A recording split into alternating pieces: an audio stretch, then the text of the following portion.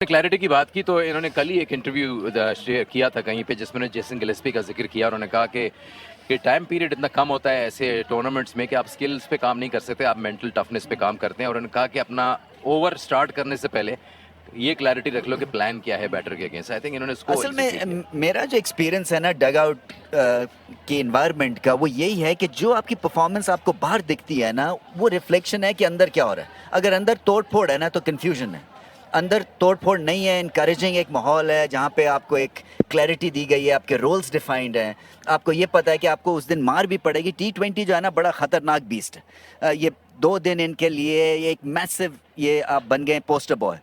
अब फाइनल में कुछ भी हो सकता है, ये फॉर्मेट ही ऐसे, तो ये ग्राउंडेड भी रखती है। मगर क्या है कि अगर आपके पीछे लोग खड़े हुए हैं ना और आपको वो बैक कर रहे हैं और क्लैरिटी दे रहे हैं, तो फिर आप टेक ऑफ पोजीशन में होते हैं। और आज इसी वजह से मैं समझता हूँ, ये बात कर रहे हैं जेसन गिलेस्पी की, मार्नस लाबुशेन अब देखें पहली दफ़ा कप्तान बने किसी फ्रेंचाइज के, वो तो खेलते ही नहीं है, तो वो भी ऑन द जॉब सीख रहे हैं।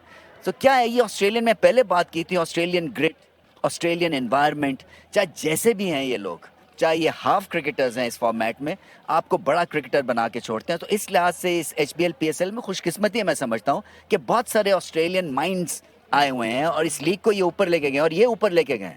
अब देखें ना किंग्समैन क्या स्टोरी बन गए, बिल्कुल from nowhere they become almost, मैं तो ये कहता हूँ इस लपेटे में वो जल्मी भी आएंगे। आप देखिएगा ये क्या है, ये एक दफ़ा गियर आपने पकड़ लिया ना तो आप फिर मोटरवे पे है, तो अब इनको ज़्यादा कुछ री इन्वेंट करने की भी ज़रूरत नहीं है। इसी तरह से मोर ऑफ द सेम। और मैं वही बात कर रहा था कि ये टीम टॉक में मोर ऑफ द सेम जो होता है ना, इसकी टॉक ही नहीं होती है, उसका ये होता है जस्ट जो आप पहले थे, एज यू वर। तो ये बहुत आसानी है इनके लिए फाइनल खेलना, क्योंकि वही बात है कि जब लपेटे में आ जाएंगे ना तो कोई भी फिर आएगा। और शुरू में इन्होंने मैचेस नहीं खेले थे, 11 में इनकी शमूलियत हुई, तो उसके बाद से परफॉर्मेंसेस हुई।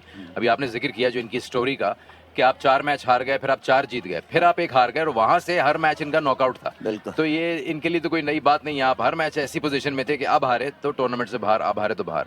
ये बात हमने मोहम्मद अली से भी पूछी, उस्मान से भी पूछी, लेकिन मैं as a player, team member पूछना चाह रहा हूँ कि आपकी नज़र में क्या ऐसी एक चीज़ थी जिसकी वजह से आपको लगता है कि टीम में वो जान पड़ गई वापस और हम वापस आना शुरू हो गए? अगर शीरो की बात की जाए तो आपको पता है कि नई टीम है, नई फ्रेंचाइज है, थोड़ा कम्बिनेशन बनने में टाइम लगता है, चेंजेस होते रहे, इन आउट होते रहे प्लेयर्स। लेकिन जैसे हमने एक मैच जीता और वो कम्बिनेशन आपको नज़र आ जाता है कि हाँ ये वो कम्बिनेशन है जिसके साथ हम जा सकते हैं। बीच में एक आध बॉलर चेंज होता रहे, लेकिन मेन चीज़ मैं समझता हूँ टीम की यूनिटी। सब एक चीज़ पे बिलीव रख रहे थे पिछले 5-6-7 मैच से कि हमारी टीम में हर प्लेयर जो है मैच विनर है, और हर मैच में आपने देखा होगा different player of the match बने। तो ये मेरे ख्याल से इस टीम की सबसे जो इम्पोर्टेंट बात है और सबसे जो ज़रूरी चीज़ है वो यही है कि हमारी टीम के ख़िलाफ़ अगर कोई अगली टीम प्लान करते हैं ना तो उनको ये समझ नहीं आता कि किसको पकड़े और किसको छोड़े। तो हर मैच में डिफरेंट प्लेयर आगे परफॉर्म कर रहे हैं, जिसकी वजह से हमारी टीम जो है वो काफ़ी मैच जीत चुकी है। एक तो टीम घर में भी है फास्ट बॉलर्स की माशाल्लाह से। मैं यही पूछने वाला था कि ये अब क्या फ़ोन किसको करेंगे और क्या उनके तासुरात होंगे, क्योंकि मुझे तीनों जो है ना एक ही फर्मे के लगते हैं, एक ही जगह से ना कार्व आउट किया हुआ है। आपका पैशन, आपकी energy, never say die spirit जिसको कहते हैं ना, आप गिव अप नहीं करते हैं तीनों भाई। और एक तरह से गुस्सा तो नहीं मैं कहूँगा, बट एक सेंस ऑफ एक्सपेक्टेशन है कि मुझे बॉल मिला है और मैं करके दिखाऊंगा। सही बात की आपने, क्योंकि ये चीज़ हमें जैसे आपको पता है कि हमारे बड़ा भाई नसीम खेलते हैं, तो उन्होंने काफ़ी चीज़ें जो हमें सिखाई है हमें क्रिकेट आने से पहले कि ये चीज़ें आनी है, किस तरह इसको हैंडल करना है, प्रेशर सिचुएशन को, अच्छी परफॉर्मेंस के बाद कैसे अपने आप को मेंटेन करना है, बैड परफॉर्मेंस के बाद कैसे करना है। तो मेरे ख्याल से उसका बड़ा रोल है इस चीज़ में कि उन्होंने हमें काफ़ी अच्छी तरीके से गाइड किया कि वो ओवरऑल जो है वो सारी दुनिया में खेला है, तकरीबन हर टाइप का क्रिकेट खेला है, तो उसको मैं क्रेडिट देना चाहूँगा कि काफ़ी अच्छे से हमें गाइड किया। और दूसरा ये कि जैसे आपने कहा नेवर गिव अप, वो आप एज अ क्रिकेटर आप कर ही नहीं सकते, क्योंकि अगर आपने क्रिकेट में सर्वाइव करना है और कंपेरेटिव क्रिकेट खेलने हैं तो आपको अपने ऊपर बिलीव होना चाहिए, क्योंकि अगर आपको अपने ऊपर बिलीव नहीं है तो आपकी टीम आप पे कैसे कर सकती है। आपका हाथ किसने थामा ये इस करियर की डेवलपमेंट में? आप क्या समझते हैं? खुद तो आपका हार्ड वर्क है ही है, क्योंकि आप जिस इलाके से आए हैं वो इतना ज़्यादा एक्सपोज नहीं है टू टॉप क्वालिटी क्रिकेट। सो लाहौर आना पड़ता है या कराची जाना पड़ता है, बड़े शहरों में जाके आपको एग्जिस्ट करना पड़ता है। मगर जो एक गाइडिंग लाइट है, चले घर में तो है नसीम, बट अदरवाइज कौन ऐसा बंदा है जो कि आपके पीछे खड़ा रहा है? रमेश भाई ज़बरदस्त क्वेश्चन किया, क्योंकि मैं मेंशन भी करना चाह रहा था। मेरे जो बड़े भाई है, जो नसीम से बड़े हैं, सलीम भाई, उन्होंने वो नहीं खेलते? नहीं वो नहीं वो खेलते, अंपायरिंग करते हैं? नहीं वो अपने बिजनेस है। लेकिन नसीम को लाने वाले भी वही है, मुझे घर से इजाज़त देने वाले भी वही है, सपोर्ट करने वाले भी वही है शुरू में। और जब भी कोई मुश्किल आता है तो हमारे साथ खड़े रहते हैं कि आपने टेंशन नहीं लेना। अगर अल्लाह ना करे क्रिकेटर ना भी बन सके तो आप लोगों को किसी बात की टेंशन नहीं है। तो उन्होंने हमें इस चीज़ से फ्री रखा है। सिर्फ मुझे नहीं, उबैद को, नसीम को, सबको उन्होंने काफ़ी सपोर्ट किया। जहाँ शुरू में नसीम को ट्रायल में जाना पड़ता था वो साथ जाते थे। काफ़ी मुश्किल हुआ वहाँ से क्रिकेट के लिए आना, क्योंकि हमें नहीं था पता कि पाकिस्तान टीम में भी बंदा जा सकता है या इतनी प्रोफेशनल क्रिकेट खेल सकते हैं।